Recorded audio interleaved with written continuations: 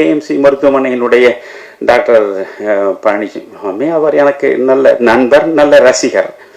ஆனாலும் யாரிடத்தும் எதற்காகவும் நான் போய் நிற்க மாட்டேன். ஜெயலலிதா மீது எனக்கு 1000 விமர்சனங்கள் உண்டு. ஆனால் அந்த நேரத்தில் ஜெயலலிதா தான் என்னை காப்பாற்றினார்.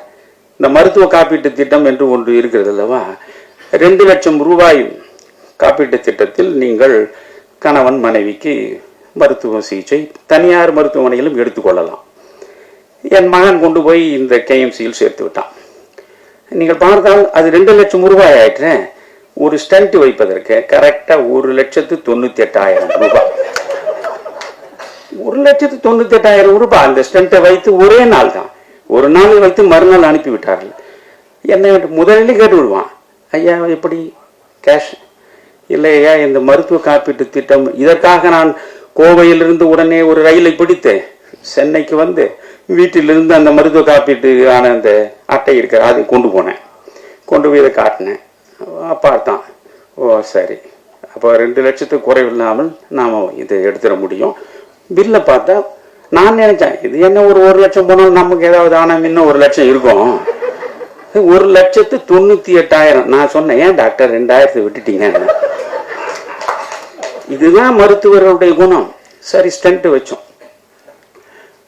1 வருடம் தான் சுமாராக இருந்தா. அடுத்த ஆண்டு பார்த்தீங்கன்னா திரும்ப மோசமான நிலைக்கு போயிட்டா. போன பிறகு நான் ஏதோ கதை சொல்ல நினைக்காதீங்க, இதை ஒரு உங்களுக்கு அர்த்தபூர்வமாக பேசுகிறேன். என வார்த்தைகளை விரயப்படுத்துவது என் வாழ்க்கையே கிடையாது. என்ன செய்வது என்று புரியவில்லை. டாக்டரை பொறுத்து ஹாஸ்பிட்டல், அவர் காவேரியில் இருந்தார். அதனால் போய் பார்த்த பிறகு வந்து ஏன் மெட்டாலிக் வால்வு தான் வைக்கணும், இந்தியன் வால்வுனா 2 வருஷம் கூட தாங்காது, அது பெல்ஜியத்துலேருந்து வரவழைக்கணும். அப்படியே டாக்டர் என்ன ஆகும்?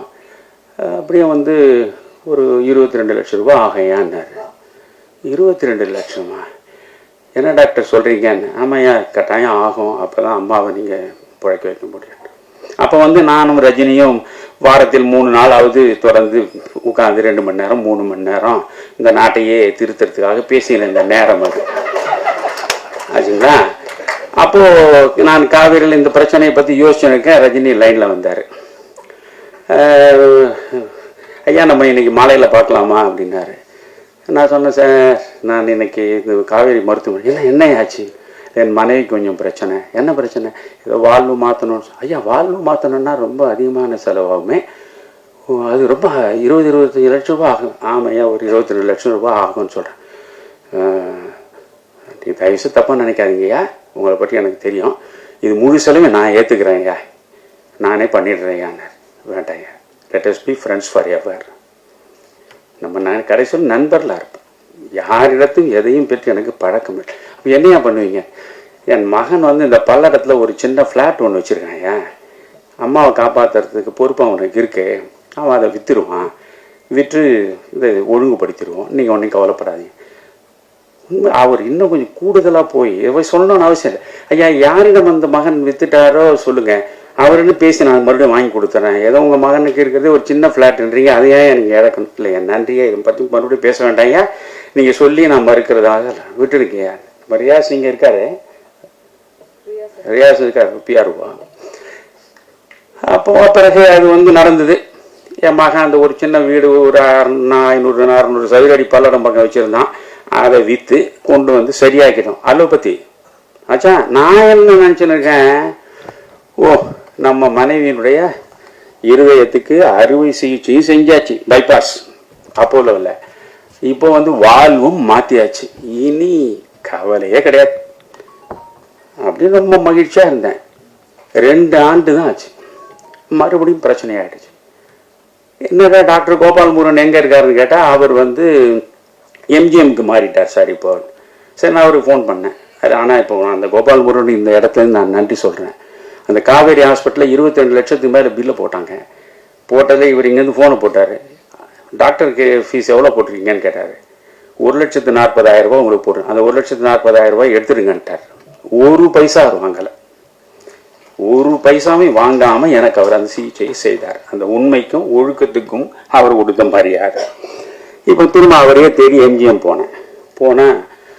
அவர் பார்த்துட்டு கொஞ்சம் பிரச்சனை இருக்கே அவங்களுக்கு, கொஞ்சம் ஆன்ஜியோ பண்ணிட்டா நல்லது, என்ன டாக்டர் ஆகும்? அது ஒரு பேக்கேஜ், அது ஆன்ஜியோ பண்ணால் ஒரு 60,000 ரூபாய் ஆகும் அப்படின்னு. சரி, எப்படியும் சிரமப்பட்டு நம்ம பண்ணி பார்ப்போம், 4 நண்பர்கள் உதவியோடு பண்ணலாம் அப்படின்னு. சரி டாக்டர், நீங்கள் ஆன்ஜியோ பண்ணுங்கன்ட்டு இவ்வளோ அழைச்சும் போயிட்டேன். ஆன்ஜியோ நடத்திட்டு என்னை தனியாக கூப்பிட்டாரு. அவர் நல்ல டாக்டர், எனக்கு அதில் குறையே இல்லை. அவர் சொன்னார், ஐயா மறுபடியும் வால்வு கெட்டு போச்சு.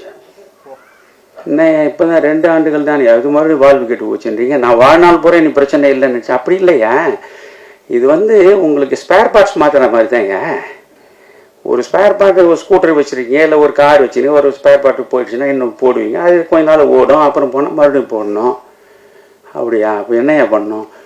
ஒரு நல்ல ஃபாரின் மெட்டல் வால்வு இருக்கியா, அதை பண்ணோம்னா 10 வருஷம் அம்மாவுக்கு பிரச்சனை இல்லைன்னாரு. அப்படின்னா எவ்வளோ ஆகும் டாக்டர்? ஏன்னா ஏற்கனவே எனக்கு அனுபவம் இருக்குல்ல, 22 லட்சம்னு. எவ்வளோ ஆகும் டாக்டர்? இப்படி பார்த்தாலும் ஹாஸ்பிட்டல் செலவு எல்லாம் சேர்த்தா ஒரு 40 லட்சம் ஆகும் ஏன்னார். இப்போ தான் சித்த மருத்துவத்துக்கு வரேன். உடனே நான் சொன்னேன், doctor kindly excuse me, literally speaking I am a penniless person. I cannot afford to pay such huge amount. You kindly discharge her in the evening itself. என்ன இவ்வளோ சீரியஸாக இருக்கு, நீ இப்போ it's enough. You kindly discharge her. சாயந்தரம் action வந்துட்டேன். வீட்டுக்கு வந்துட்டேன். இரவு பூரா தூக்கம் இல்லை. நமக்காக ஒரு 40 ஆண்டுகள் நமக்காகவே வாழ்ந்தவர், எந்த விதமாக ஒரு வரட்டு மனிதனுக்கு, அவளுக்கு என்னை கரம்பட்டியதால் அவளுக்கு எதுவுமே கிடைக்கல, ஆனால் எல்லாவற்றுக்கும் உடன்பட்டு வாழ்ந்தவள், அவளை காப்பாற்றுவதற்கு கூட நம்மளே 4 காசு இல்லை. இந்த மாதிரி 40 லட்சம் 60 லட்சம் எங்கே போகிறது? இரவு பூரா தூங்கலை. 6 மணி இருக்கும், காலையில் எழுந்து அப்போ எனக்கு வீரபாகு தெரிஞ்சுதான் வீரபாகு பார்த்துருப்பேன். எனக்கு அப்போல்லாம் அவர் இது வரல. உட்கார்ந்துட்டு இப்படி யோசிக்கிறேன், இதெல்லாம் நீங்கள் சிலவற்றையெல்லாம் நம்பித்தான் தீரணும். அமானுஷ்யமான சில செயல்கள் நடக்கின்றன சொல்லும் பொழுது, ட்ரூத் இஸ் ஸ்ட்ரேஞ்சர் தேன் ஃபிக்ஷன்னு ஆங்கிலத்திலே ஒரு ப்ராவர்ப் உண்டு. உண்மையில் நடக்கக்கூடிய சம்பவங்கள் கதையை விட அதிசயமா இருக்கும், நம்ப முடியாத கதையை விட அதிசயமா இருக்கும். நான் உட்கார்ந்து அப்படியே பார்த்தேன்னு ரொம்ப சோர்ந்து விரக்தி விட்டு நேரில் உட்காந்துருக்கேன். இப்போ ஒரு ஃபோன் வந்தது. ஏன்னா எடுத்தேன். ஐயா, நான் தஞ்சாவூர்லேருந்து ஒரு சித்தர் பேசுகிறேன்னாரு. என்னையா சொல்லுங்க ஐயான்னு. உங்களுடைய வாழ்வே ஒரு மந்திரம் படித்தேன்யா. திருமந்திரத்தில் உள்ள 3000 பாடல்களை அப்படியே சாறு பிழிஞ்சு நீங்கள் கொடுத்துருக்கிற அந்த புத்தகத்தை 3-4 முறை படிச்சுட்டேன்யா. நான் ரொம்ப வியந்து போனேன். நீங்கள் இன்னும் 100 வயது வாழணும்யா, உங்கள் மனைவி 100 வயது வாழணும். எனக்கு நானே என் மனைவியை காப்பாற்றுறது வழி என்னன்னு தெரியாமல் உட்காந்துருக்குறேங்க, நீங்கள் என்ன போய் 100 வயது வாழணும்னு சொன்னீங்க. நான் கொஞ்சம் சலிப்போட சொன்னேன். என்னையா உங்கள் மனைவிக்குன்னாரு. இப்போ ஒன்றுக்கும் நடந்து சொன்னேன். ஐயா, உங்களை மாதிரி அறிவாளிகளே இப்படி அலோபதியில் போய் இப்படி வீணாக அலைக்கழிக்கப்படுறது தான் நினச்சா வருத்தமாக இருக்குது. என்னையா பண்ணணும்? நான் சொல்கிறது நம்பிக்கையோடு செய்வீங்களா? சொல்லுங்க, செய்கிறேன். 10 ரூபாய் பெருமானம் உள்ள சிகிச்சையை நான் சொல்கிறேன், செய்வீங்களா? கட்டாயம் செய்கிறேன்.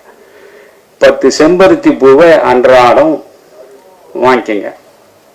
அந்த 10 செம்பருத்தி பூவை 2 குவளை தண்ணீரில் போட்டு 1 மணி நேரம் ஊற வைங்க.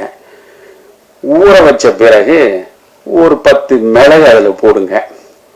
மருத மரப்பட்டைன்னு நாட்டு மருந்து கடையில் தூளே விற்பான், அதில் ஒரு போடுங்க. அதை காய்ச்சுங்க. 2 டம்ளரை 1 டம்ளர் ஆக்குங்க. காலையில் குடிக்க சொல்லுங்க. சங்கு புஷ்பம்னு ஒன்று இருக்கு. அந்த சங்கு புஷ்பம் சனீஸ்வரனுக்கு போடுறது. அதை ஒரு 10 பூவை எடுத்து மிக்சியில் அரைச்சி அவ்வளோதான். இந்த நிமிஷம் 40 லட்சம் ரூபாயை நான் கொடுத்திருந்தாலும் என்ன ஆயிருக்கும் தெரியாது. இப்ப என் மனைவி இது நடந்து ஏறக்குறைய 8-9 மாதம் ஆகிறது.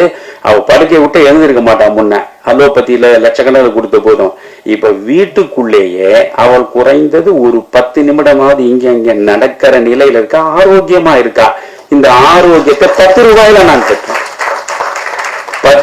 10 ரூபாயில இப்போ செம்பருத்தி பூ தான் கொடுக்குறேன், அந்த சங்கு புஷ்பம் தான் கொடுக்குறேன்.